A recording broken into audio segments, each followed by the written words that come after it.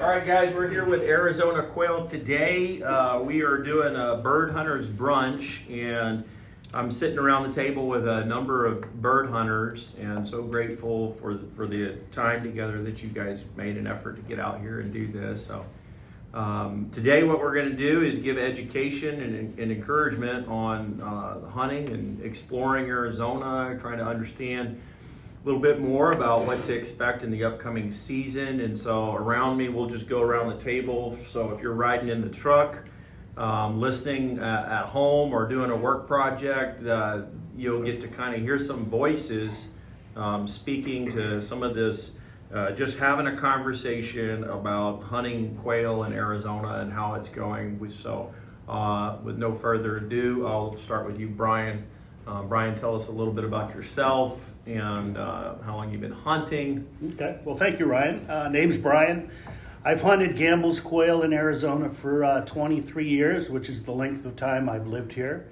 Mertens quail for about 15 years, and I can't believe it, only 5 years doing scalies, but it's become a passion the last 5 years, looking for those fun little blue birds. I'm also a member of Valley of the Sun Quail Forever, a big habitat group which is affiliated with Pheasants Forever, so people might know of that. And what would you say your favorite bird to hunt is? At the moment, it's scalies because I haven't done it long enough, and I haven't. I'm still finding new places, and I love traveling to the southeast part of the state. It's so gorgeous and so different than the other parts of the state. That's cool. Thanks for being here, Brian. You're welcome.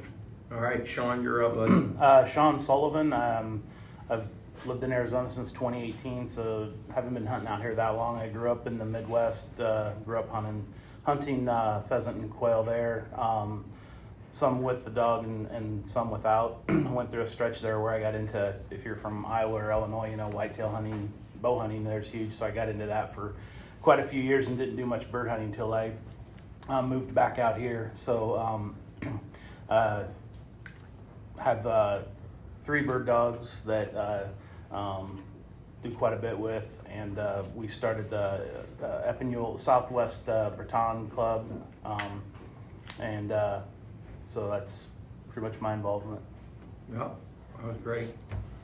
Sean's been a help to Arizona Quail Today, part of here at North Valley, been a big help. Just you like to take young guys out from time to time and get them to explore the backcountry. Yeah, not just young guys. I've had been lucky, I guess, in that I've in some of the Facebook groups for quail hunting. People say that they haven't been out before, and so I've taken them, and every one of them has been a great guy. I'm waiting for the time I get a bad one, but maybe I give the glory and credit to God that He's paired me with good people. Actually, most of them have all became good friends, so yeah, it's like taking people and exposing them to it.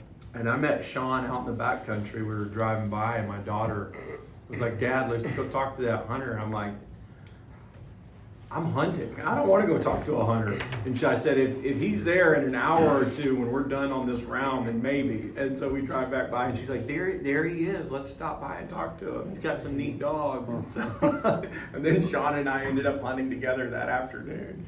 So great guy. Great to have you a part, Sean. And you can look for Sean on some of the Facebook Live Q&A stuff we'll do in the upcoming months ahead. So, all right, Matt. We connected through social media, didn't we? Yeah, connected through social media, ran into each other at the shooting range at Ben Avery shooting clays. Was that where we first met? Yeah, that's where we first met, actually. Okay, and then we kind of connected through you social media. You were wearing a marsupial vest. Yeah, you pointed out my vest. So Matt Padilla, I've been living in Arizona for about 1.5 years. I've lived here at other points in my life. My parents are from Pine Top, Arizona. Oh, wow. So my dad was military, and then for work for myself, I've kind of lived all over the country. But moved back to Arizona about 1.5 years ago. Mostly a big game hunter is my experience in the past. Hunted my whole life with the way that the tag strategy is now and getting drawn in the point system. It's hard to draw big game tags and get out there into the woods a lot. So got my first bird dog last year, fell in love with it. Pretty much obsessed now. Got a second dog. So dove head first. So had my first season, so I haven't hunted a lot of quail, but Love it so far. It's been a great experience, great community. So glad to Did be you here. join a club to kind of help you get oriented with dog training and all that? Was that? So I am a part of NAVDA, Okay. mostly because my my newest dog, I want to get her tested. I think our breeder requires it, actually. I do a lot of the training on my own, though. So I dove head first. I have my own pigeon loft now, so I have like 25 birds of my own. So like I said, I'm pretty much obsessed. I do a lot of the training myself. You know, the NAVDA trainings, there's a ton of people there. For me, I don't have a lot of time, so for me to get out and train, I can do it. I have Whenever a you smaller want. group of people, Yeah. yeah. So Yeah. like this morning before I came here, we went out at like 5 in the morning, my wife and I. So it's been a great family activity too. My wife is in love with it. I don't have kids, but my wife is. She loves the dogs and That's stuff awesome. too. So Have fun. yeah, it's been a wild ride. It's been a lot in the last year, but it's been a lot of fun as well. Great. Awesome. Alan? Yeah, I'm Alan. I'm a native, been here 65 years, so I've been chasing quail since I was 10 years old, pretty much all over the state. In Mearns, probably been hunting them about 30 years. So I've seen a lot as far as the bird populations going up and down, and it's been interesting. I'm a member of NAVDA. The last dog I had, the current dog's a poodle pointer, and I had never trained a pointing dog before. I always had a flushing dog, hunting quail. And I don't know, in some respects, my dad had the pointing dogs and I had the labs, and I always got more birds than he did, so I always gave him a hard time. A flushing dog, I'd tell him he's just as good as a pointing dog in certain places, so it's been a lot of fun. So Yep. And you're connected. I'm trying to think. Did we meet through North Valley or did we meet we through? met through North Valley. And then I just Yeah. figured out you were a bird hunter. Or you Yeah, I figured think I out wore a was- hat or something. Or Yeah. yeah. And I was like, I got to get to know this guy. And then the marsupial guys. Yep, the marsupial guys. Kind of met through them And too. how long have you been running those vests? I'm curious because Oh, the you've marsupial known them vest. forever. Because this is it's a new vest. Yeah, I just mean, about a year. And Okay. it's by far the best vest I've ever run. is that really? Yeah, yeah. Yeah. And I had the small bird bag, which worked great here in Arizona for quail, but when I was hunting the bigger birds, chuckers, I mean, you couldn't put a limit of chuckers in there, in the real small bag. So I Yeah. bought the big one with the, it's Yeah. got the water bag in it. So it's got water Do for the any of dog. you guys by chance have one of those vests here? Oh, yeah. Oh, Do- not with me. With but- you? Yeah. No. No, I don't know. No, I wish I would have brought No. some just to show you guys. They are great vests. Yeah. It's a great Yeah. vest, yeah. Yeah. I've always been a big fan with the Q5 guys, but here recently, marsupial's been a big help, Yeah. and so I've been running those vests and love them too. So Being made in Arizona is definitely better. I know, and right down the road, Right. You know, so that's And exciting. you can pack a lot of water. There's a lot of good vests, but the biggest compliment I give marsupial is I think they have the best solution to the hydration bladder Yep. than by far over any other vest. And the others are good. Marsupial, in my opinion, is just a Yeah. step above them, but mostly because of the hydration agree. bladder system. Well, while we're on it, real quick, which I really appreciated, so we're a nonprofit, AZ Quail Today, and I was looking for guys that would help sponsor kind of our program, and they jumped on and wanted to help us, and which was super grateful. And then providing gear that I was doing a big long trip with a bunch of my brother and my dad. They were all coming out. We were going to run a quail camp just for us. And he said, well, let me outfit you guys and go out and give me the feedback. And literally my brothers and we sat around for days critiquing this thing. We put over 100 miles on the vest. And then we just brought it back and we all sat down and Jim listened to us and literally he made changes. The changes that you see today were some of those changes that my dad and my brother were negatively critiquing. And he made those changes and boom, so it's always good if you can work with the manufacturer, and they're getting field tests and all that stuff. So anyway, all right, Shooter. All good. Yeah. So I'm Shooter. I've been in Arizona for about 15 years. Been hunting now for 5 years for quail.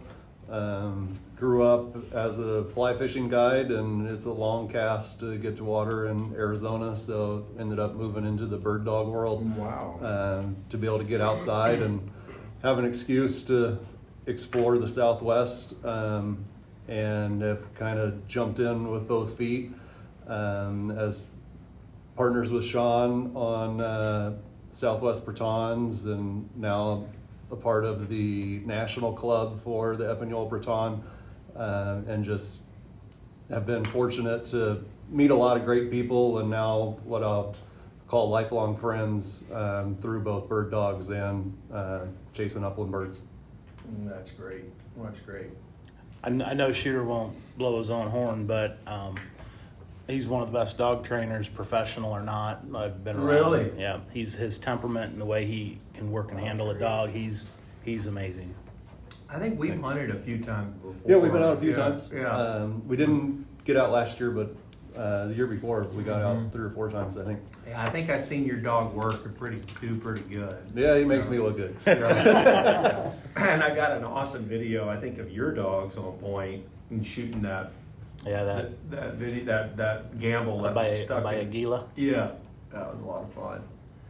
So, all right, the one and only Randy Babb. Why don't you tell us a little bit about yourself, how long you've been in the state, what you've been up to, and all that good stuff. Well, like Alan, I'm a native, and I've been hunting birds since the 60s, and pretty much all of them.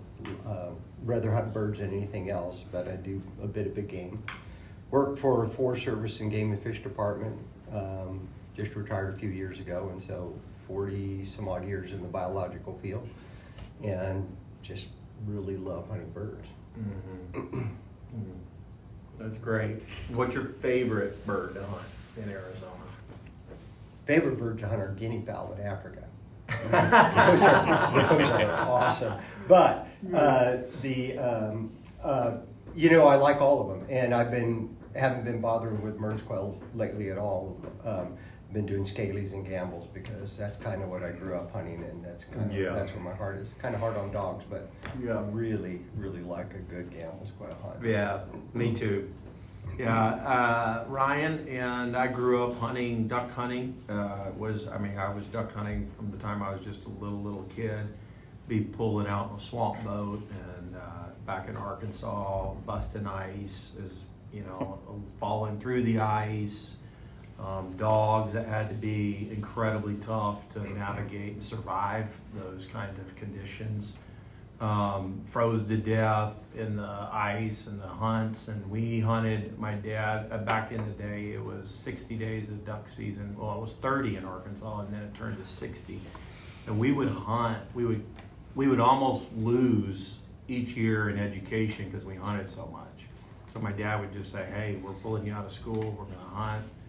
And I made it through every year, but the only problem I had was hunting season. So, but that built a huge relationship with my dad and I, no matter what we went through in life as wild boys and teenagers or whatever, we had hunting. And so I fell in love with dog training because you had to have a decent dog to make retrieve. There's no way you're getting those ducks in a river or a lake unless you got a dog. And so the dog became the essential.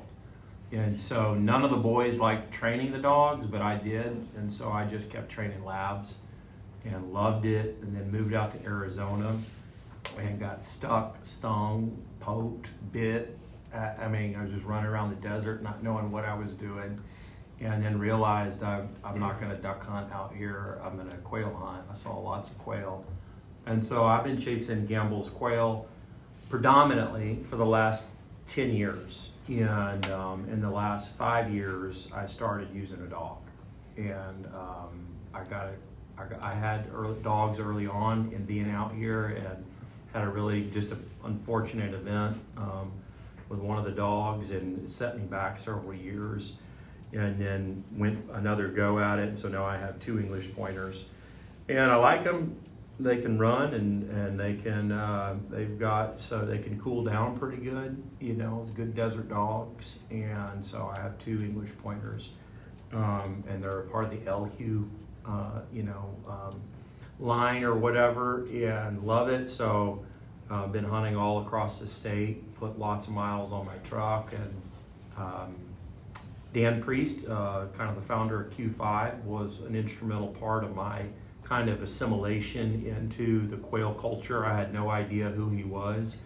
I just kind of looked up a dog on Craigslist, and then it happened to be one of Dan's family members, and then started hunting with him. And so I've been hunting with him on and off for 10 years, so that's how I got to meet Randy. And so inherited Arizona Quail Today. Dan asked me to take it over and make it something to provide education and help folks and highlight some of the work he does. Arizona Outdoor Adventures. He works with a lot of youth kids in the White Mountains, and so encourage you guys to check that out if you never have.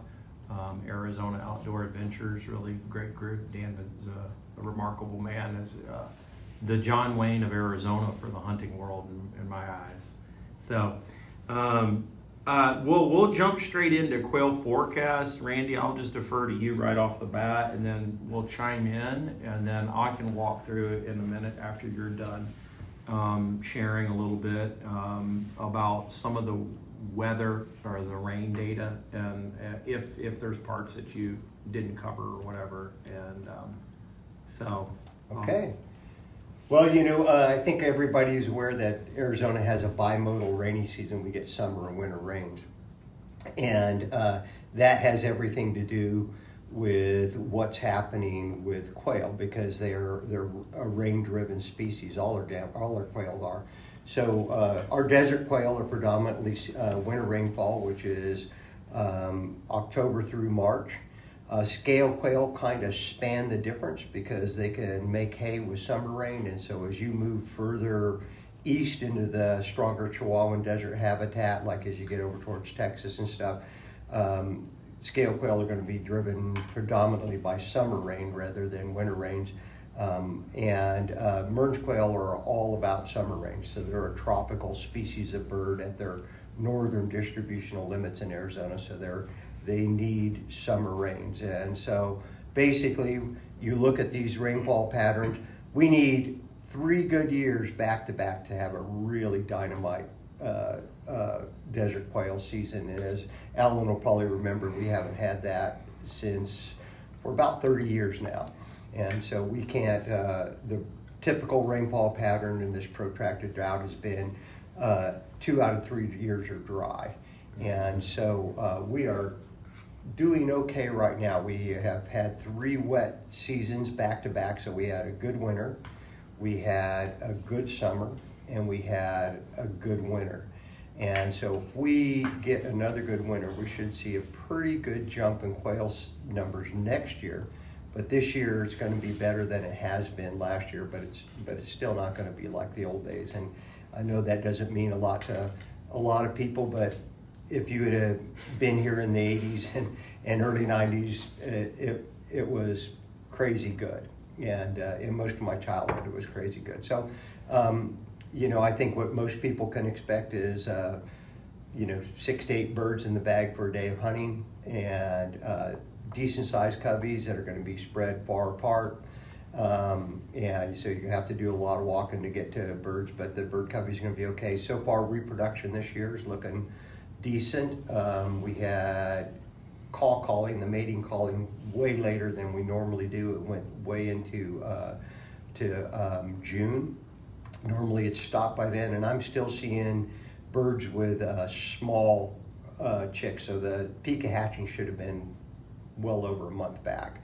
And when you see late birds like this, it's generally not a good sign. As for Mearns quail. Can I pause you on that real Yeah. quick?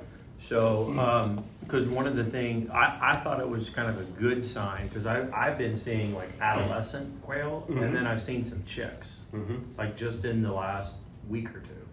So does that mean, that means a second hatch, doesn't it? No. No? And so there's a lot of, so let me kind of step back in that there's a whole lot of things we don't really know for sure. About quails, because most of the quail research in Arizona on Gambel's quail, as a matter of fact nationally, was done back in the 60s and whatnot. And most of the agencies haven't revisited these sites, and so, which is a real shame, because one is the climate. Arizona's not the same place it was back in the 60s when they did the research. The climate changed. It's getting drier, warmer. And secondly, our level of resolution. So we can put a transmitter on a butterfly and track its migration across North America. In the 60s, I remember working with the first transmitters in the 80s. They were bigger than your thumb, and those are the smallest ones No, we had. geez, now they're And, yeah, like a freckle. yeah, they're tiny things, and so we could put a transmitter on quail, and we can know everything there is to know about what that quail does daily and how it moves, reproduction, all that kind of stuff. So when we're seeing these baby quail right now, these little chicks, those most likely are their first hatch. Yeah, and so what we don't believe, there's no biological evidence that we can find that supports a second hatch theory.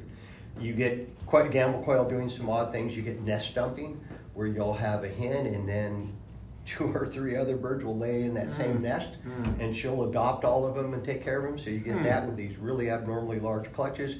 And you get second nesting when you lose a nest. So if a nest gets predated by a Gila monster or gopher snake or something, skunk roots it all out, then those birds, that bird will nest. But what you saw, and I'm sure you guys are all watching birds like I do, what you saw was a lot of pairs with no chicks way late into the spring. Making a lot of noise out yeah, and so those are all unpaired males. Alright. And so, but all the paired birds, so they pair in the covey late in the winter. So by the time the season's wrapping up, when you're hunting birds in January and February, late January, February, they're already paired in a covey. And if you pay attention to those coveys running on the ground, you'll actually see males running right next to the hens. And that's a pair in the covey. Then that covey splits, and each of those pairs goes in, are the nucleus for a new covey, and all the unpaired males are the ones that are calling. And those guys are looking for a girlfriend. So they're hoping something bad happens to one of those other males and they get to pick up one of those females. And so that's an overall indicator of reproduction readiness. So counting the reproductive calls gives you a basic idea of how the reproductive potential of that population.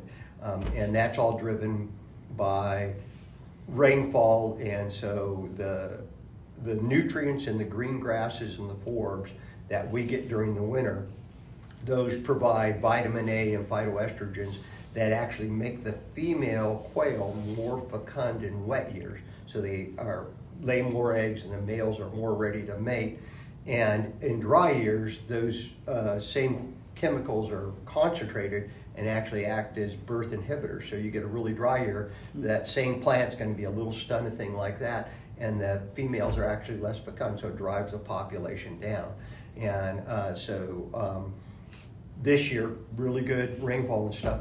And so this is kind of the stuff where, agencies and biologists like to say, oh yeah, we've done all that research. Well, by all means, we should have had all those quails on nests in April, May, and you So should have. what was the reason why? We don't know.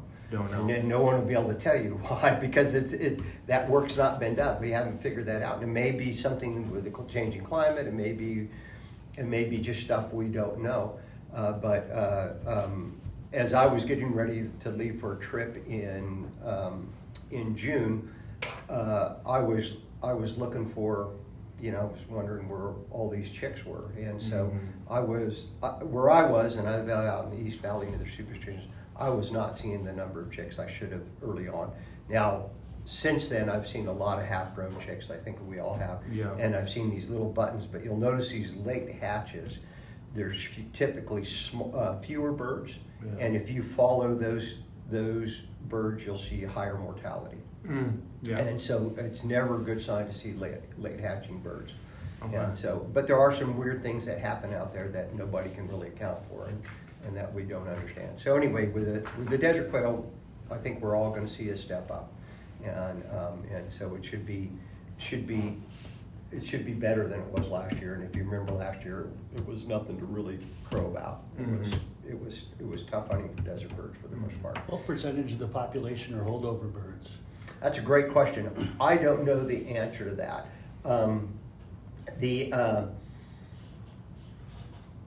So one of the things I do is age birds I shoot.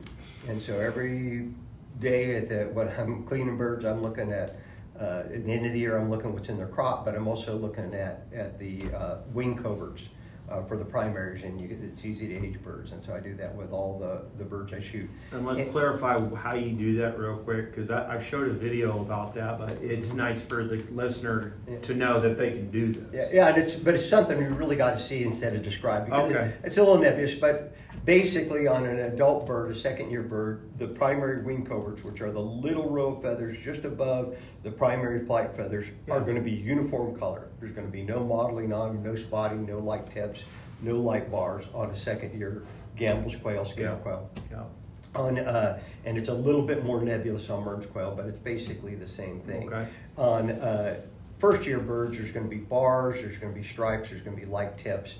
They're going to look different, and they won't lose those till the end of that first molt. So in other words, as they molt late into the coming spring, they'll lose those. So they'll have that the whole first year of life, almost, not quite a year, but.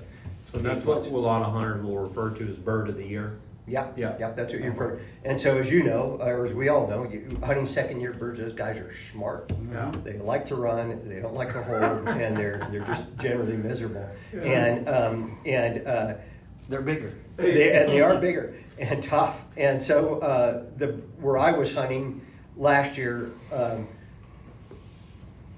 I would average a juvenile bird about every third hunt. Everything I was hunting was second-year birds, and so that's just indicative of a bad year, the previous year. Yeah. And so we're going to see a lot more juvenile birds. So in a good year, because this is a good, this is a great insight for new hunters and for hunters that just don't have that education. But in a good year, say you shoot 10 birds, how many of those birds, in a good year, not comparing back to the 80s, but in a good year in the last 10 years, how many of those birds should be bird of the year?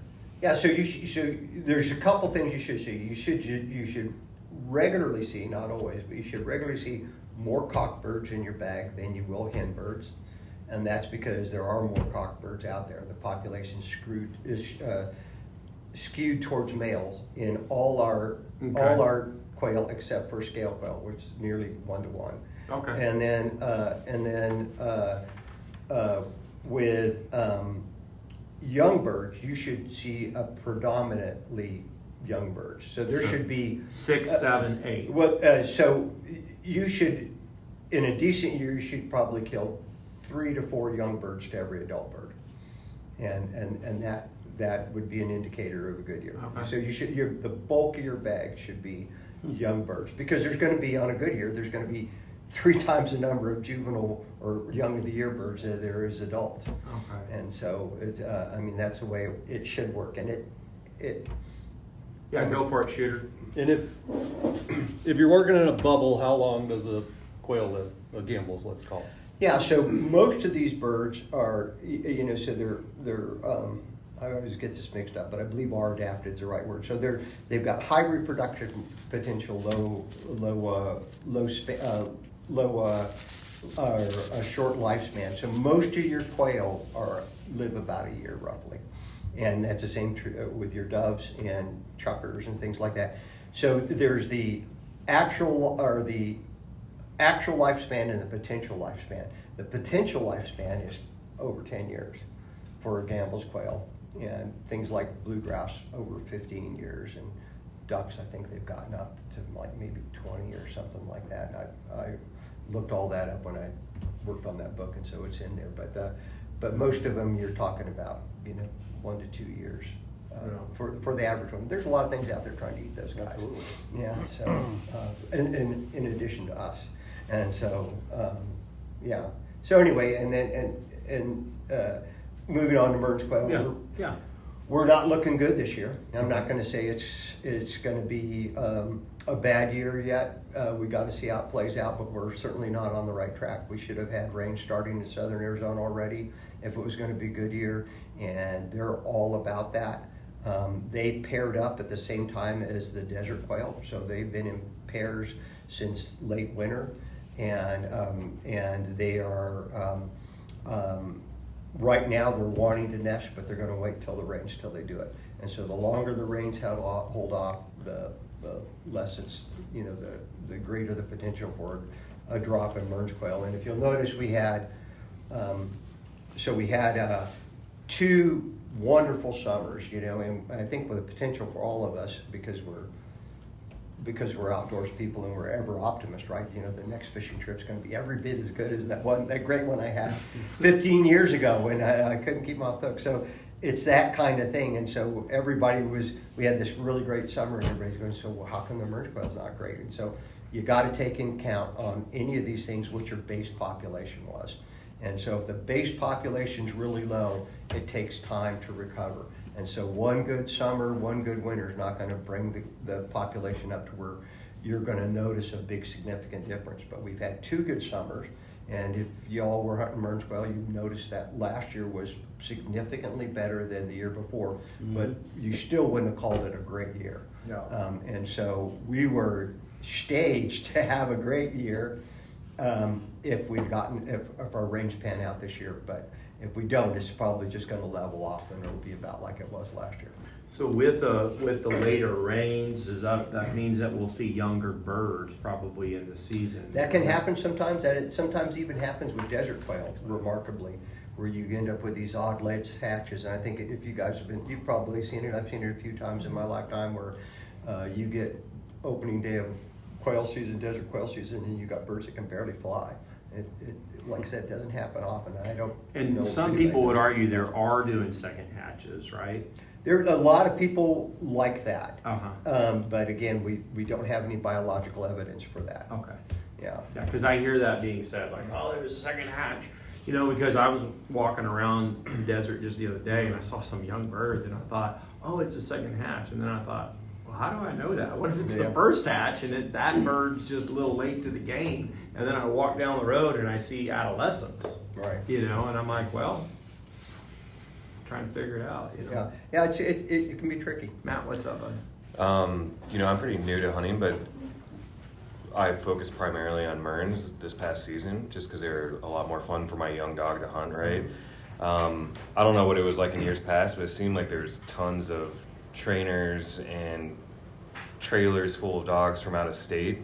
How much does the hunting, because I feel like it's exploded in popularity, Mearns, how much does that affect the population? I know some people say it doesn't, but whenever you see trailers full of dogs being ran every single day, Yeah, and so this is why it's important for biologists and wildlife management agencies to keep on top of stuff, because things are forever changing. So back when I first started hunting Mearns quail, they were a novelty, and nobody hunted them, and all the places that are popular now, I never saw another hunter out there. And matter of fact, I got my first bird dogs 30 some odd years ago just to hunt Mearns quail, because I grew up hunting desert quail and you didn't need it. You just kind of ran them down like you end up doing now, even if you have dogs. So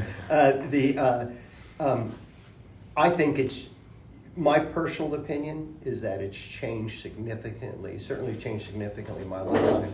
And I think, so it used to be a 15 bird limit, and in response to pressure from hunter groups and guides and whatnot, the department dropped the limit to 8 birds, which I thought was a very good compromise. And there's still pressure from other groups to drop it to as low as 3 birds. Now, I think it's important to understand what kind of pressure is on those specific birds. And so we all know that what most people may not realize is Mearns quail go all the way up to south of Winslow, Snowflake, all that country, all across the White Mountains. They're all in there. But there's generally not huntable populations. If you elk hunted, you probably stepped in a covey of Mearns quail up near. like San Carlos. Yeah, and they're all through there. Up in 4A, I've seen them up in there, elk hunting. Yeah. Right, yeah, and one time. They've been in one. Yeah, Unit yep, 1. I've seen them at 9,000 feet elevation while I was turkey hunting in the springs, out of Big Lake, and watched them, and stuff. And so this is an aside. At one time, I actually thought I would kill a Mearns quail in every county they occur in. I gave up after walking around for days and not finding any birds. So, but those aren't huntable populations. So basically, Arizona is the only place that offers this resource. Because if you go to New Mexico, you can't hunt them in Texas, and New Mexico has a real limited bag on them. And more restrictive hunting. So Arizona's pretty wide open, and everybody tends to concentrate in these places. So these places get shot out pretty early. And if you're like me, I try to figure a place away from everything. I park the car, and then I think, what's the least likely direction for any hunter to go? And then I go that direction. Right. And sometimes it pays off, sometimes it doesn't. But with the amount of pressure those birds are getting, I don't know if we can say for sure whether it's additive or cumulative. In other words, are those numbers really getting driven down by hunters? No doubt in the season, as the season progresses, the easy to get places get shot out. The aside of that are places that are famous for Mearns quail hunting, like Hog Canyon. Yeah. That place gets pounded to pieces every year. Every year you've got good conditions. There's Mearns quail back in there. Yeah. Well, just because it's just the most incredible habitat. Well, we got a lot of good habitat. Yeah. It used to not be that way. As a matter of fact, it took a lot of effort from sportsmen and interested groups to get grazing under control in the Coronado. Because I used to spend my whole weekend driving for a place looking for grass cover to hunt birds, and that's not a problem on the Coronado anymore. Which thank goodness for that. But Hall Canyon is not a lot different than most of the Mearns quail country, But Just some good looking country down there. yeah, but it's an easy to get to place, and it's Yeah. super popular, Yeah. and it just shows you how resilient these birds can be. So in short, that's a long way of saying I can't answer your question, but I think it needs to be looked into. Yeah. I think it's important Yeah. that we understand that. Yeah. So in summary, Mearns not as good as I think give me jury's a summary of scaled gambles. Yeah. and So in summary, I would say jury's out on Mearns. Right. If we start getting the rains and they end up being really good rains, Yeah. I think we could still see a nice bump up in the season. Yeah. Otherwise, I think we're going to see something similar to what we saw last year. I think we'll see a nice step up in gambles, but it's not going to be that noticeable. I mean, you're going to notice more birds out there and stuff, but it's not going to be fabulous. Yeah. And then scale quail, I think you're going to see a step up in those bird Yeah. numbers too. And so, looking good for desert quail right now. And then if we have another wet year, like the forecast is for, I mean, I think we should see a pretty darn decent gamble. Is That there sounds anything- pretty positive, actually. Yeah, it does. For many years that we've heard this. What about for quail forever? Are you guys having where are you leaning? Where do you guys lean on for forecast? Do you look to Arizona Game and Fish predominantly? Yeah, we do. We look at Arizona Game and Fish, and they pretty much said the same thing that Randy had just said. Yeah. That everything's been late. They usually do the quail counts in March, I believe, and it was actually a little bit down in terms of the counts, but Because they were calling later, right? Quail get called long and late. yeah. So Okay. yeah, but if for example, the Mearns, I thought it was a pretty good year last year. So if it's comparable last year, that's kind of good news. So for me, what I've done in years past and just the last few years, and just so you guys know, and I'm welcome to help on it, but what I've done in years past is I look at quail quail locations in which you're going to find say desert birds, scaled quail or Gambel's quail, and then I'll pick out the towns, and then I'll do historical rain data research for like 3 years. So I'll calculate, say, let's go back to 2019 for desert birds. In my research, it was an up year for rain, comparatively speaking to the previous 5 years. And so 2019, 2020, I don't know if you guys were hunting back then or that year. I had the best hunt I've ever experienced in Arizona, and living here at that point in time about 7 years, 8 years. That's where I got a lot of birds that first year getting out there big time. And then 20 to 21, if my memory is serving me right today, in my notes that I reviewed this morning, it was more of a down year. And I was researching this from October to March, and I was looking at desert bird areas. So I'm not looking at where you're going to find like Mearns quail. I'd pick out 10 cities or whatever, 10 towns, and then do the research. And it's no secret, but it's just National Weather Service. You can pull this data up and then find your historical rains and calculate it and all that. I used a weather, I forget what they call them, but basically a PhD research professor over at ASU to help me kind of get things moving with us. A climatologist is what they call them. And but then 2021 to 2022, that from October to March, it was a better year. It was better year, or right around average or whatever for the, it was better than 2020 to 2021. And then 2022, 2023, it was another pretty good wet winter. Does that sound about right, Randy? Yeah. Okay. It's just been a roller coaster, and really to have, you need 3 wet seasons back to back, respectively, for either Mearns or Gambel's quail to really see those numbers make a And when big you jump. say back to back, would it be, do you really want to see, wet winters for desert birds, October to March, 3 consecutive wet winters, not just a wet winter, a wet summer, and then a wet winter? Yeah. Or, Yeah, so the wet summers, although they don't hurt Gambel's Right. quail and scaly, as a matter of fact, they benefit scale Yeah. quail, but they're not essential. So with that wet winter, right, comes all the vegetation, and then with those vegetation come all the insects. So not only are the birds, the desert birds, having more chicks, there's lots of insects that are super important in those young birds' diets of that protein to get them up into the bigger side where they start eating more seeds and vegetation like the adults. Mm-hmm. And so that, you've got that. And so the wet summer is not going to really help them with that because they're already past that by the time the summer that rains critical start. time period.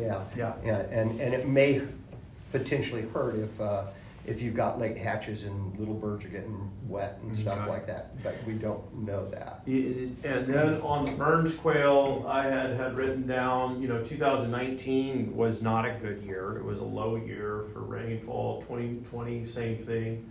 And then 2021 was pretty wet winter, or wet monsoon season, if you guys remember. And 2022, the same thing. And now the big question is 2023, but we're already late in the game. Yeah, it's not looking good. So, would we expect to see far more carryover birds, perhaps, for the birds? Yeah. That's what you'll. That's just what you end up with. You end up with what's left on there. Yeah. And so the Mearns are pretty remarkable in that they can survive at amazingly low densities where you don't even see the birds ever, and then rebound when conditions get good. And so across the White Mountains and all that country, as soon as the big burns occurred in there, that was Mearns quail habitat for the first time in maybe 100 years. And all of a sudden we started seeing Mearns quail all across the rim again, where we almost never saw After that burn? after the burn. So Because that burn did help? Well, it was pretty disastrous, but it was good for Mearns quail. It helped for burns. Yeah, Huh. yeah. And so, Wow. they'll be Mearns next year. It's just, or this season. It's just a matter of how good. Yeah.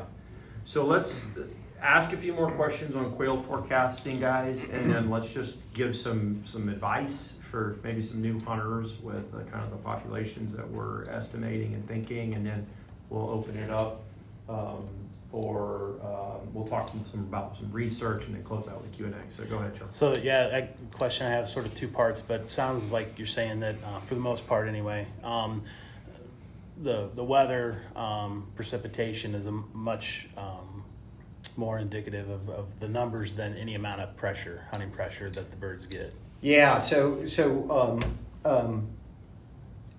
if you look back historically, Arizona has messed with the quail seasons bag limits up and down, and then about the time we were kids, we hit this just prior to when Alan and I started hunting. The department settled on this 15 bird limit and went with that. And it's been that way. And then we had fairly recently, we had a biologist came in that started messing with the season, you know, so it's opening in the late. So like on Mearns quail, we've lost 2 weeks of Mearns quail hunting in Arizona because they started it later because of the whitetail seasons, and then the biologist that came in the past decade or so, he lopped off the end of our bird season. It used to end right around Valentine's Day, and now it typically ends about a week earlier. It ran a little bit later last year because of the way the calendar worked. But anyway, yes, there was a point when there was kind of a social experiment did, and what the Game and Fish Department did is they lowered the bag limit of birds for desert quail, and they found that hunters hunted longer and harder for fewer birds than they did for more birds. And it sounds counterintuitive, but what happened is, you know, you get in at noon from your morning loop and you're eating your sandwich and you've got 3 birds and it's a 6 bird limit. Well, you're halfway there. So instead of going home and turning on the ball game, you hunt your butt off the rest of the day for another 3 birds. When it's 15 birds and you've got 3 birds into it, you think, yeah, I'm gonna go have a beer and put my feet up or something. So it's funny how that works, but I think that the 15 bird limit is in most years just unattainable, and that's okay. But it doesn't. I don't think it does not have a negative impact on the birds. It's not cumulative. The difference is, and the thing is, with Arizona with so much public lands, hunting pressure is not an issue on desert birds.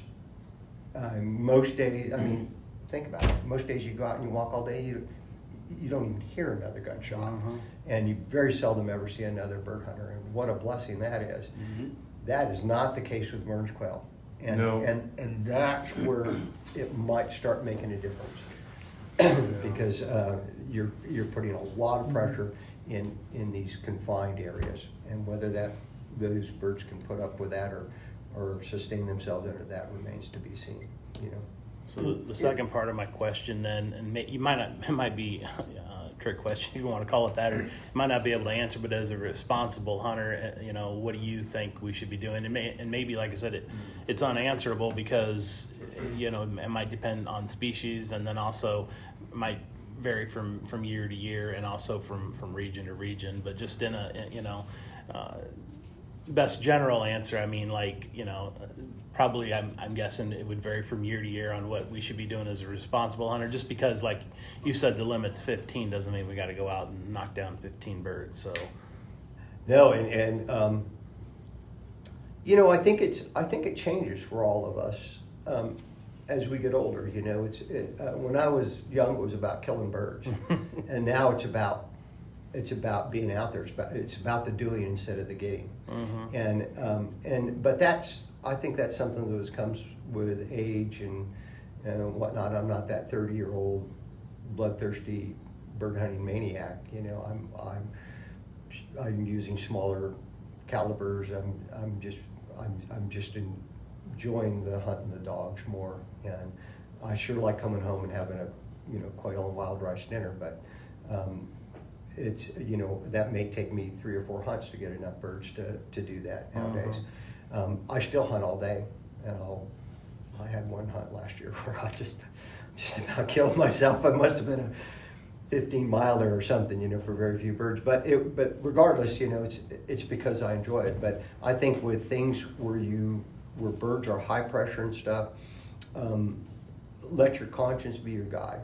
And if you think that following up those Mearns quail and trying to kill 3 more birds out of a covey of 8 birds may not be the best idea. You know, that's certainly not helpful. It may be difficult to do, but it doesn't make it right. And so I think it's just stuff like that. People just need to be thoughtful and considerate about what they're doing. Yeah, when I hunt Merns, I never chase a covey. I'll shoot some birds out of that covey and just let the covey go and go try and find another one. Yeah, and I think that's a great idea. But long years ago, I was probably, when I was younger, I would want to kill all them birds in that covey, just keep chasing them up the hills. And but I've learned over the years, you don't want to do that. And back in the good gamble days, it was not hard to get a limit. If you had a decent dog in the 80s, it was not hard to come home with a limit of quail just hunting a morning hunt. But I mean, that's all changed now. I'm more about the hunting the dogs than I used to be. But I think it's going to be different for everybody. And it's an abundant resource right now, the way it stands. And we're really fortunate to have so much public land to hunt it on. Yeah, a couple feedback from some of the guys that wrote in, just giving some feedback of, for, cautioning, to help contribute towards education was same kind of thing, like, hey, please tell everybody not to really just kill out a covey. And so I think, on here, Dario writes in and says something along the lines of, hey, I've seen some pretty good numbers, but my encouragement would be be careful how many birds you're trying to take out of a covey. For me, I like to think about percentage-wise. So if I know I just flushed 10 birds and I take 3 of them, that's 30%. You think about what you're harvesting out. You're pushing a little Merns covey up, 6 birds, and you take 3 or 4. Like whoa, So I think, and then when we're dropping pins, for me, I really like to drop a pin. And because I want to know, did I hunt that area or not? And did I harvest birds? And then for me personally, that's why I'm real cautious on how many people I share my locations. Not because I'm trying to be a stingy person, it's because I'm actually trying to protect birds. And then for me, I don't wear a lot of orange. I like to blend in and go off the grid because I don't want hunters chasing me. Finding my spots, not because I'm trying to be the stingy guy, it's just because I'm thinking about, okay, if I shot 3 or 4 birds out of that 10 bird covey, that's a lot. Or if I shot 2 or 3, and then somebody saw me, then they go back and shoot them, well, then that covey could potentially be gone. So which one of the birds, here's a question, is which one of the birds should we be most conscientious about for preservation and limiting our harvest? One would think Merns. Yeah. Because they're pretty much, the covey seems to stay in the same locations year after year. And, you would talk just about, you have a covey of 10 and you get 3.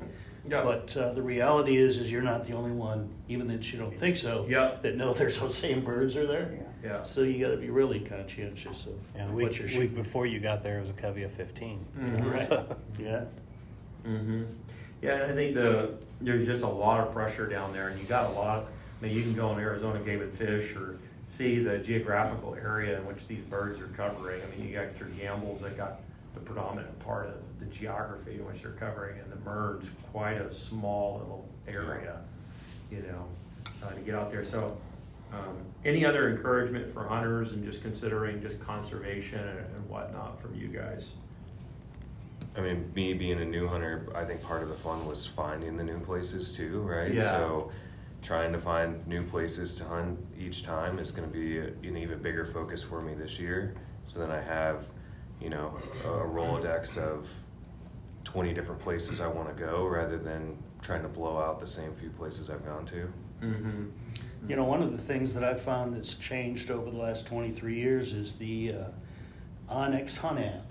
Yeah. It is such a cool thing because we used to have to use, maps and things, but now, the last couple of years, It's been more fun to find new places, but I use Onyx to find where these old catchments are that the quail and dove people had put in the 50s that still hold water, or the springs that are out there. So probably in the last couple of years of the new spots that I've gone to, if I found where there's a spring or a catchment, it's probably 85% that I'll find some birds around those areas. And these are places that I've never been before.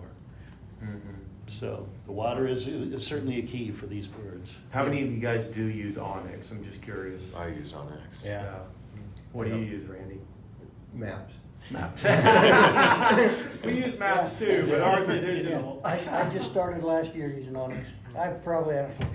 I got hundreds of topos all over this state that I've accumulated, and I got the spots marked where I hunt birds, and I haven't touched them now in a year. Just Really? on Onyx, yeah. Yeah. And the springs and ponds, water sources is a really great tip, especially for scabies and gambels. They drink a lot more, but Mearns quail are far less tied to water than the other two species. Okay. Yeah. I didn't know that. They and you think about it, how often are you finding them near a tank or a water source or anything, except for on those really good winters when what a joy to hunt up there when all those creeks are running. You don't have to carry water for your dog. So, as far as the water sources, are they there for what the bugs and stuff that's attracted to the water source, or is it for them, or a combination of both, or? So one of the things, and I'm sure you've gotten into this a lot, is we all want to think we can do something to improve bird populations, and unless short of making it rain, there's really nothing you can do. I mean, it's important that the habitat remains good, because the habitat's a sponge or cushion. So in other words, it provides a resiliency when populations are suppressed. It gives the resources for those populations to rebound. You've got the cover, you've got the insects, you've got everything. They need to rebound more quickly. So maintaining good habitats tantamount to any wildlife species, and it's particularly important for these small game species. Gamble quail and scale quail don't need to drink. They get water, we call it found water, so they get enough moisture from the food and seeds. If water's available, They'll take it. they are on it.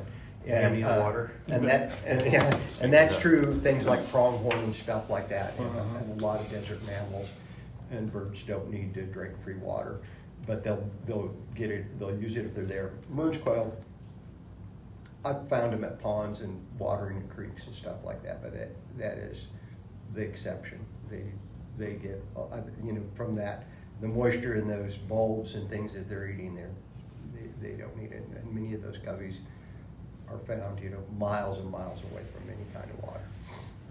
So. Well, while we're on some of these topics, I'm going to just share a couple of questions, and then we can come back to some of them if we have time. But and any of you guys can answer these questions. But Stacy wrote this on Instagram. He said, I hunt without dogs, and I struggle to get close enough for a good shot. By the time I hear them, they're gone. What suggestions do you have for hunters that aren't hunting with dogs? I mean, I have the same problem with my dog. If not more. At least with gambles. Yeah, It's- I think he's referring to Gamble's Yeah. quail. If I know where he lives, then my guess would be he's chasing Gamble's. Man, maybe they'll find an area with a lot of cover where they're gonna hold for you instead of having them run. Yeah, I that's don't like the thing. I hunting think birds. that a lot of these guys are doing is they're chasing birds in those mesquite flats or Yeah. those Creosote flags. creosote flats, and it's just like, well, good luck. Uh-huh. You can't run fast enough. So if that's the key. Don't even get suckered into that when you see those guys running out across those flats. And that's just a testament to how tough those birds are. Right. They still exist out there. But if those coveys flush, when I'm talking Gamble's quail and scale quail, it's a different ballgame with Mearns quail. If they hit the ground and they can see their buddies, they're going to keep running. Oh yeah. And so the key is to keep pushing those birds enough, and you might have to flush those desert birds even with your dog 2 or 3 times. Absolutely. As they're running, and then once you get that big fan, that's when you start going for the singles. So when they fan out and they land and they're not seeing, their pals there, then they're gonna be much more likely to stick. That doesn't guarantee it, No. but they're gonna be more likely to hold. So, Yeah. Like Alan said, that habitat is everything, and it can be anything. It can be burr sage or ragweeds, any kind of stuff, long as the cover's thick enough for them to hold. And it's a ton of fun with those gambles. I mean, I can think back in my mind multiple times flushing a big covey and pushing those birds from sparse vegetation into some thick cover, and then I'm out there just stepping on them, and they're just pop up, and then that just creates a heyday of fun. And you get them. So the answer is basically get those birds into thick cover. Is that what I'm hearing? Well, and keep, like Randy said, keep pushing them, and every flush they get a little farther apart. So Yeah. just try to bust the covey up a Yeah. little bit, and then just hunt the singles. So. So we hunt areas without dogs where there's a lot of cacti, and we're afraid to bring the dogs in. And it's usually fairly hilly, and so what we try to do a lot is we go basically we spread out a little bit and then work the ridges and walk the ridges, and then just go slow and just listen and look, and invariably you'll see some, running here or there. And then you start chasing them that way. But you spread out, so you're not just chasing them directly, you're kind of getting an idea of where you think they're gonna go. Yeah. And then we also found that it seems like in the morning, and I don't know that for a biological fact, but it seems like in the morning they're hidden away in some dense cover. And then as it gets warmer, they start to spread out and move up. So what we'll do a lot of times is we'll work that cover in the morning to kind of chase them up. And then as it comes later in the day, we'll work the high side just to get a better idea, because they're running around and looking for food and all that. Yeah, so most birds, like big game, you have activity period, a loafing period, an activity period, and then the downtime. And so in the morning you're finding them along these washes and whatnot because they've roosted in those washes and they haven't moved out far from that wash to feed. But as the morning progresses, they're going to do just what you said, spread out more around. Then the hot part of the day, they're going to be back under cover. They're going to be back down in those washers, or maybe a big thicket or a big shrub out in the flats or something. They all get into the shade, and then in the afternoon they're going to go feed again, and then eventually go to be where they want to roost. And so scaled quail and gambles do that. Brunch quail typically roost on the sides and to a lesser extent in the bottom of the draws, but they're going to they love those little side cuts. And then late in the morning, later than the other birds, because the other birds are starting right at daylight, these guys are going to move out and they're going to work up the slope, and then they're going to work back down to the roost spot. So they cover a much smaller area than these desert birds that really get out and move. Here's one more question, and then we'll jump into hearing a little bit about your research project, unless you guys want to chat about something else. But this guy named Mike writes in, and he says, I hunt quail with my now 20-month-old Labrador.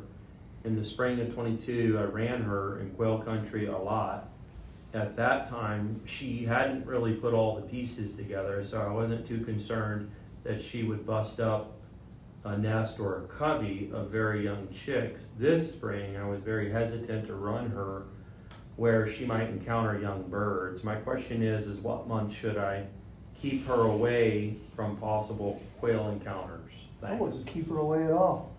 I think the more exposure you get, the better. I hunted labs for 25 years and did real well on quail. Yeah.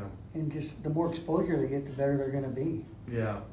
I think he's concerned just with habitat and birds of Yeah, it nests. and sounds stuff to me like that. he's not wanting to disturb Oh. the nest Yeah. or the young birds. And there's some regulations related to that. Yeah. Well, they've talked about it, but I don't think there's actually anything on it, that's prohibiting you from doing it. I think that for most of us, worrying about snakes after it warms up, about the time the quail will start hatching, that keeps me from doing a lot of stuff with my dog. Yeah. And where those birds are going to be are generally good snake stuff. Yeah. And, But is there a concern for just disturbing nests and whatnot? So you can flush a bird off a nest and she's going to return to it. But if the dog eats the eggs or Yeah, destroys them, yeah, that could be a problem. I've had, on occasion, bird dogs catch very young birds, and we all know that's not a good idea to have them catch birds. Because it kind of teaches some bad habits, and then, you know, that. So I think it's a concern, but it'd probably be solved with good dog handling, largely and stuff. Yeah, check cord, or if he's worried about that, keep him on a check cord, or transition him to a e-collar if you're worried about it, and keep them in close where you have an idea of what they're getting into. Yeah, great questions, great feedback. For me with training, as I was up in the Dugas Mayer area or whatever, I think it's 4,000, 5,000 feet in elevation just a few weeks ago. And was out there by that Chauncey Ranch area and stopped in and talked to those guys. And I said, "Are you guys seeing rattlesnakes?" And they're like, "They're everywhere out here, man."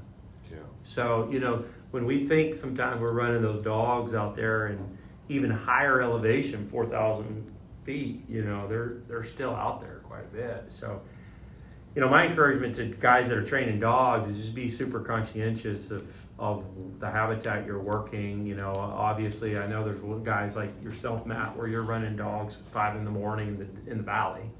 And my guess is you're probably working in an area that's probably pretty heavily traveled or whatever, that's utilized a lot. But yeah, I mean, I'm still pretty cautious. And I mean, my dogs have rattlesnake vaccination and the snake training, so which is good. Good. I mean, it's not going to stop it, but at least it's another.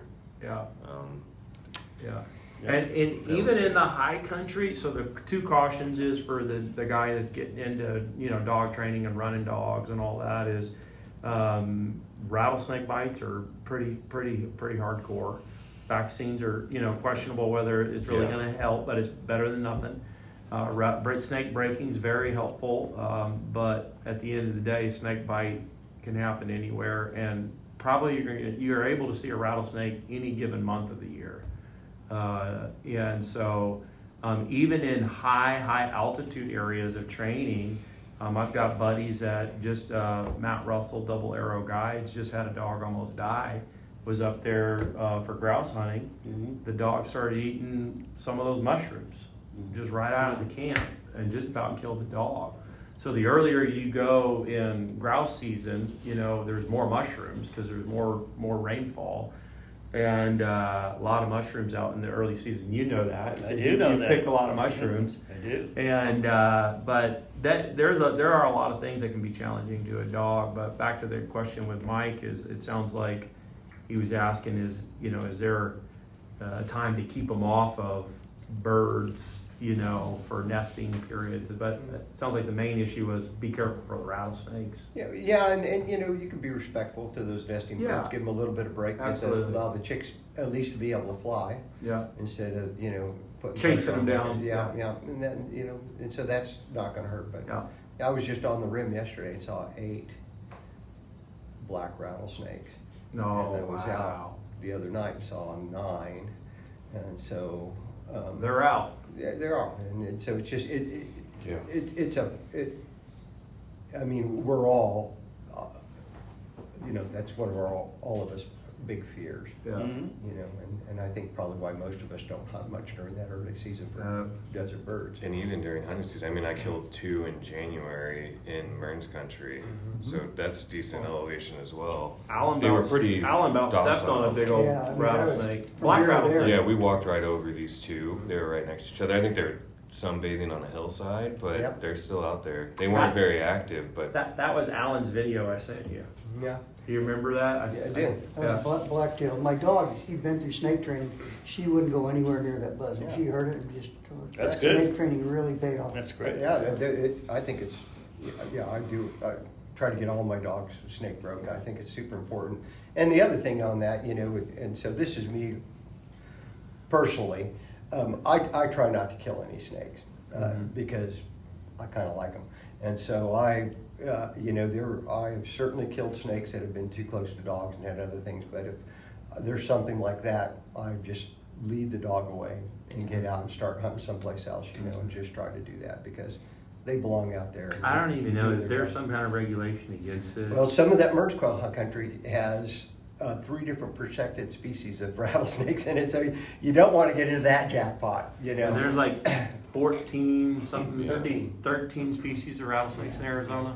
Yeah, and I think the vaccine covers like two or three. 1 or 2, I think. The diamondback and The then Mojave. Yeah, they're gonna. Yeah, mix those supposedly two. it covers everything except for the green Mojave, and it's not necessarily protection, but it gives it time in order for you to get it To the to get vet. treatment. Yeah. So that's what it does, Yeah. supposedly.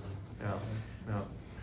Well, let's jump into research and talk about that. Randy, why don't you share with everybody a little bit about some of this? So I've been talking an awful lot, and I'd like to hear from some of the other guys here. All right, So I'm happy to cover that, but let's Sure. talk to some of the other guys. Yeah. What are you guys looking forward to for this hunting season? What are some things maybe that stood out in the conversation we had thus far that you want to circle back around on? Or so we'll just open it up for just free conversation for a bit. So one of the things that Randy, you had brought up was all the studies that were done in the 60s. Was there some individuals in particular that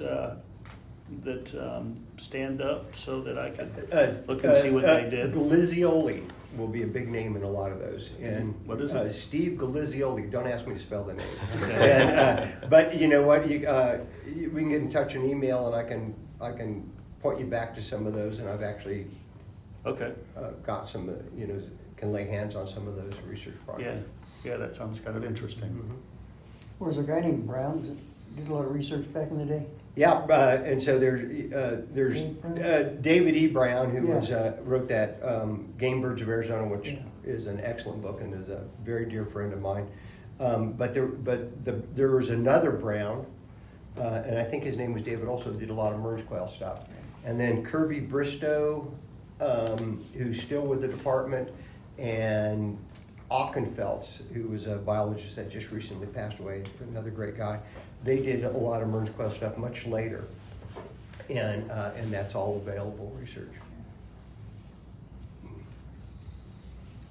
I guess for me, I'm just looking forward to. I'm just seeing better numbers for me. And last year's the first year I ever really went down south to look for the scalies or Mearns.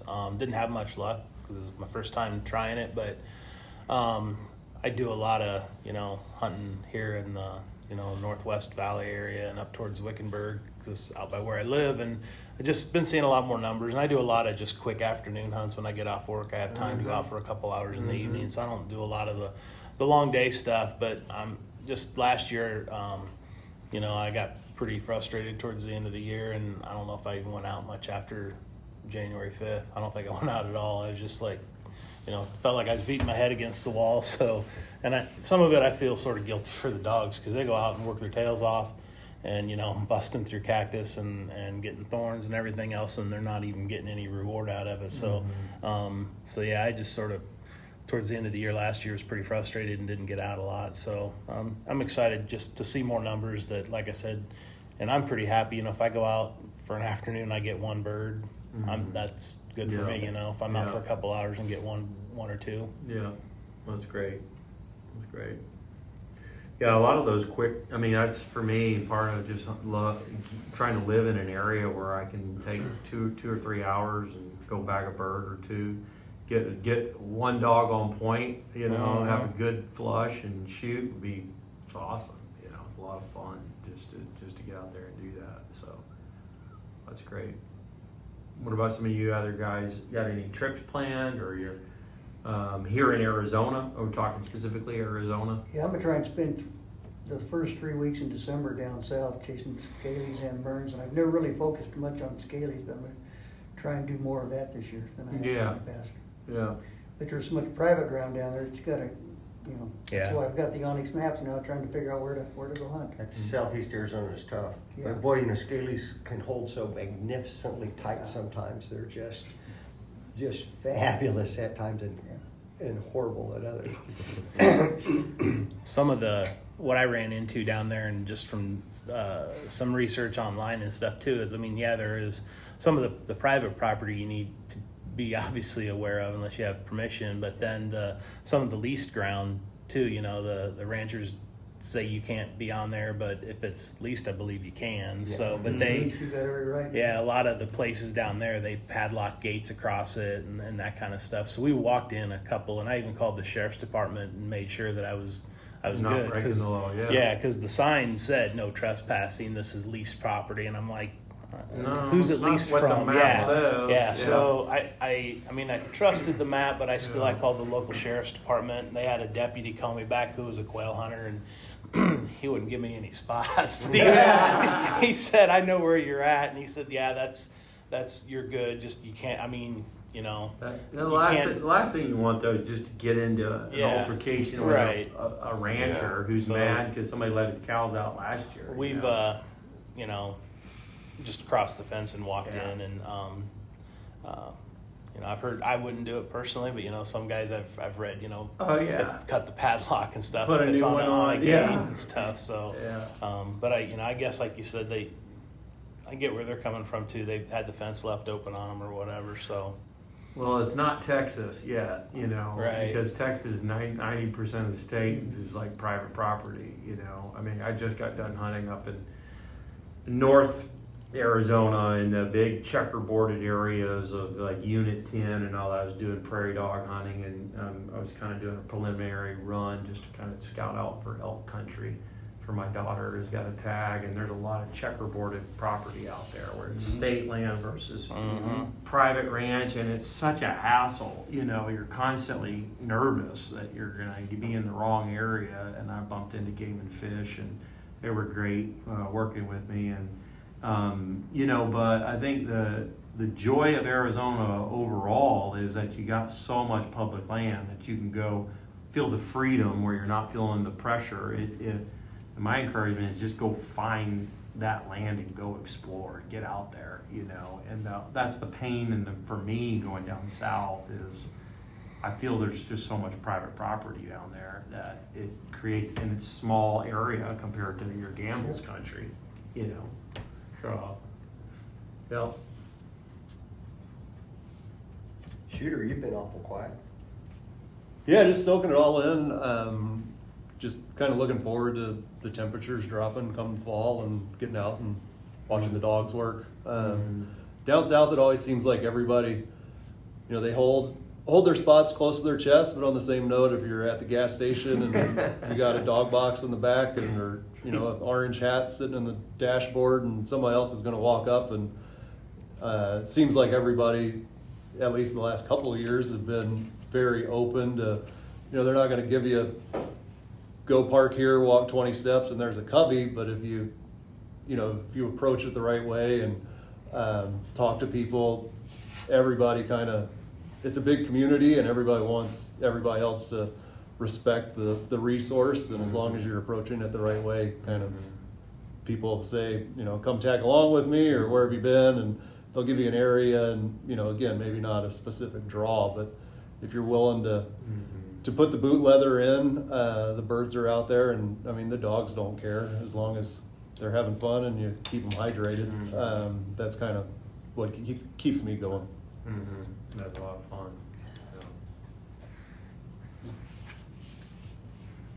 I think for me, running out there this year is I've got a camper, and I'll be going back out, dropping my camper and setting up kind of a quail camp. I've got a couple brothers, and then a dad that come in usually, and we've just kind of started making it a tradition where they'll come in and I show them a good time for quail hunting. Where every fall we'll go back, it'll be me or my boy.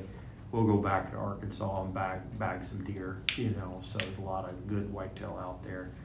But just having that time out there together will be a ton of fun this season. So, yeah, I'm looking forward to it.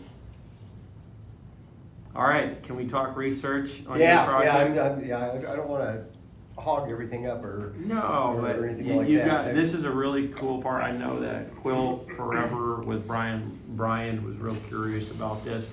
And what he's about to share is something I'm asking you guys to consider being a part of. And if you're listening in and want to help, we're going to be talking about some ways that we can help expand some insight and educational opportunities to understand a little bit more about quail numbers in Arizona. So, Randy, talk to us. So, an aside, anybody that happens to be listening to this, first of all, I really encourage them to get involved with a group or some individuals if you're starting out, because everybody needs a mentor. Until you've gotten out there and somebody that knows the ropes and can give you some tips on bird hunting and get you out.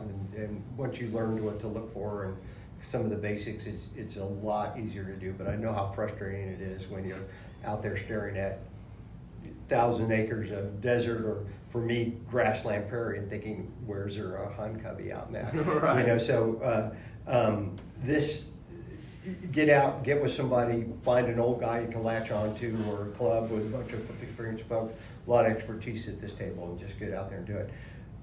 What we started doing, Dave Brown was a very dear friend of mine who was one of the preeminent biologists in Arizona. I had the privilege of working with Dave on lots of different projects, and a really wonderful biologist.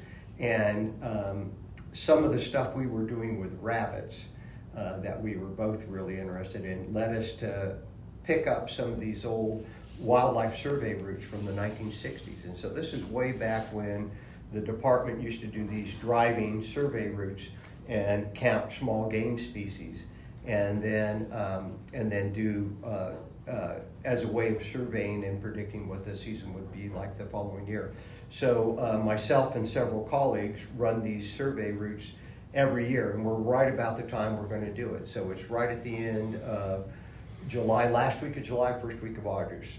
We run these routes, and so we've got, I run a route from basically Florence down to the Mammoth area, and so these routes are about a 30-mile one-way route, and you start right at daylight, and you drive 20 miles an hour or so, so it takes you an hour or two to run the route, and you count pretty much all the birds, quail, and small game that you see, in which in most of this country is going to be rabbits, and we count jackrabbits and cottontails. And we have found, by going back and crunching a bunch of this data, that it still works pretty well. It's a nice survey thing. So this was a curiosity hobby project that we picked up and been doing with some other friends. And there are routes all over the state. And unfortunately, since this one's dated 1961, things have changed a little bit. and so finding, 30 miles of dirt road through good habitats, not easy to do anymore. But and so we've altered some of the routes that we do, just ever so slightly, to get the miles in, but still stay in good habitat. And one friend is running a Seven Springs route out through the Seven Springs Road up through the north. I've got another couple friends that are running north of up towards Hillside, out of, it's not Kirkland Junction, but I can't remember the name of the junction there. They're running that road. We've got some other friends in southern Arizona. I've got another friend that runs up through Falcon Valley and out Freeman Ranch Road as part of the route, which complements the route that I run out the other way. And so we put all this data together, and it's been tracking really nice. And so over those wet years that you were talking about, so in that 2022-21, prior to 1920, there was 2 wet years. We had 2 wet years back to back for the first time in a long time. And then these consecutive wet winters, we saw a 50% decline. You said 1920? Yeah, I'd have to look back over my notes. I just want to make sure you didn't mean 2020. Yeah, like I said, I'm trying to figure out what I like I said, I'd have to look at my notes because I'm old and my memory's not what it used to be. But anyway, we saw these bump and quail, and then we saw a 50% decline each year. Wow. And even last year, we saw a 50% decline over the number of the birds the previous year. For the counts in Yeah, those for areas. the counts, and it followed through all clouds. So this is something that if groups were interested in doing this, they could easily pick up these routes, and you could either and crunching the data is easy. I mean, it's just simple math kind of stuff, and you can look at these things. And you can start establishing and following trends of populations in areas. And so pretty consistently there's been a high level of concordance in these surveys throughout the state that we've done with the friends that are in southern Arizona and the guys further north and what we've been doing in central Arizona, which is kind of interesting. And typically cottontails track very closely with quail populations, as I think most small game hunters know. Jackrabbits have been a little bit sketchier because that rabbit virus that came through it really level antelope jackrabbits, and blacktails are doing better, but not like they used to. And the time frame of this is tail it. It's right. We're right here. We're right here. So what we do, like I said, surveys must be completed the last week of July, first week of August, and in that first hour or so after daylight. So actually the first couple hours after. So you have the last week of July, first week of August. Yeah, and with the point of that is now quail numbers should be high enough to where those chicks are up and moving around, and so they should be right now. Our quail population is high as it's going to be for the year, because you got all these new chicks, and so For all the predators. everything's whittling at those numbers. Yeah, as we go through the year, they're getting eaten up by everything Hawks, like that. roadrunners. Yeah, everything like that, and then as we go in the fall, the numbers are actually declining throughout the season, despite hunter inflicted mortality. Those numbers are going down. So right after the breeding season, the numbers are always going to be the highest. So that's what we're looking at right now. How many years have you been doing this? I think this will be our 5th or 6th year that we've been doing. And like I said, it's a hobby project. So, and here's the joy and the uniqueness of it. Arizona Game and Fish is not doing this. Quail Forever is not doing it. Nobody else is doing it right now. And so this is where Randy and I were talking, and he was like, hey, Arizona Quail Today should pick up a bunch of volunteers and maybe take this or whatever. And I said, I don't know if I want to take it, but let's definitely start talking about it and see if we can expand more routes, because again, at the end of the day, it's just providing more information and a little bit more education. So my hope and heart would be is if there's guys that want to jump in a truck and go explore backcountry, and help provide that data, that could help out with Randy's rabbit projects, and definitely for us for quail hunting. And I got to admit, it's just we're all looking for excuses to get out and go Right. around, right? Not mow the lawn or work on the house, right? So being out there, at daylight, I love that anyway. But then we meet up for breakfast afterward. You'll need yourself and a partner. But the data sheets are real simple. You're just marking down numbers. When you see that covey of quail beside the road, oftentimes you'll see 1 or 2 birds. I get out and I go flush those birds and try to get a count on them, and then write down those numbers.